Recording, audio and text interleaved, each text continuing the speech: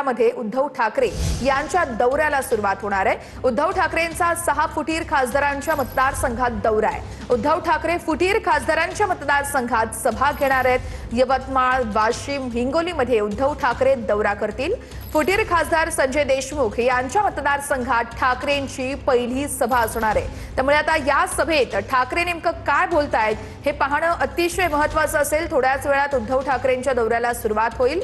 फुटीर खासदारांच्या मतदारसंघात ठाकरेंच्या सभा होणार आहेत। आज यवतमाळ, वाशिम आणि हिंगोलीमध्ये उद्धव ठाकरे असतील, तर उद्या परभणी आणि धाराशिवमध्ये उद्धव ठाकरेंचा दौरा असणार आहे। या संदर्भातले अपडेट्स देतात निवृत्ती बाबर आमचे प्रतिनिधी आहेत आपल्यासोबत। निवृत्ती, फुटीर खासदारांच्या मतदारसंघात ठाकरेंची सभा आणि आता यवतमाळमधून सुरुवात होतीये, काय सविस्तर माहिती आहे?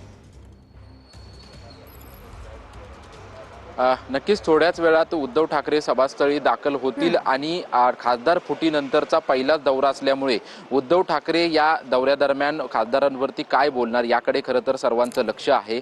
आणि त्यांच्या स्वागतासाठी संपूर्ण यवतमाळ, वाशिम शहरामध्ये बॅनर जे आहेत ते ठिकठिकाणी लावण्यात आलेले आहेत। यवतमाळ जिल्हा ठाकरेंचा बालेकिल्ला अशा प्रकारचे अनेक बॅनर, त्यासोबतच शिवसेनेचे झेंडे जे आहेत ते ठिकठिकाणी लावण्यात आलेले आहेत।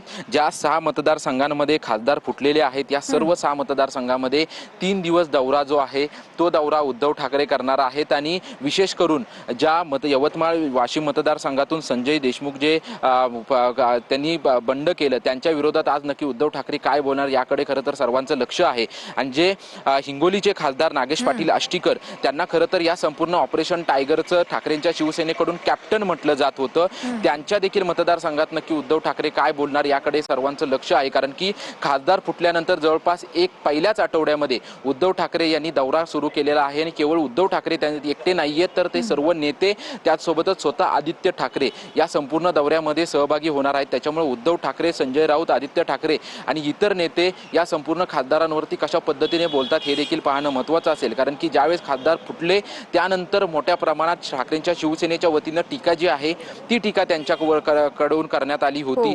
फुटण्याच्या अगोदर जे 2 दिवस होते त्या 2 दिवसापूर्वी बैठक देखील पार पडली होती। त्या बैठकीमध्ये नक्की काय चर्चा झाली याबद्दल देखील उद्धव ठाकरे आज गौप्यस्फोट करतात का हे देखील पाहणं महत्त्वाचं असेल। निश्चितच निवृत्ती, या संदर्भातले अपडेट्स आपल्याकडून सातत्यानं घेत राहणार आहोत। तुर्तास ही दृश्य आपण बघतोय, ठाकरेंची आज सभा होते आणि त्याच सभेसाठी जय्यत अशी तयारी करण्यात आलेली आहे।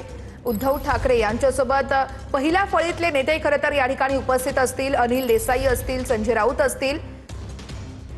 फुटीर खासदार यांच्या मतदारसंघात ठाकरेंची सभा होती आणि अगदी थोड्याच वेळामध्ये आता उद्धव ठाकरे यांच्या दौऱ्याला सुरुवात होणार आहे। ही 2 दृश्य आपण बघतोय।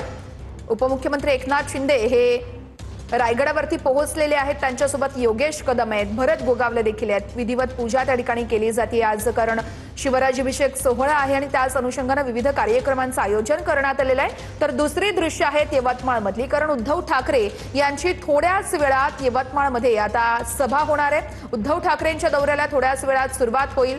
फुटीर खासदारांच्या मतदारसंघात ठाकरे दौरा करतायत, त्यामुळे ठाकरेंच्या या सगळ्या सभांकडे सगळ्यांचं लक्ष असणार आहे। ठाकरे नेमकं काय बोलतायत हे पाहणं महत्त्वाचं असेल।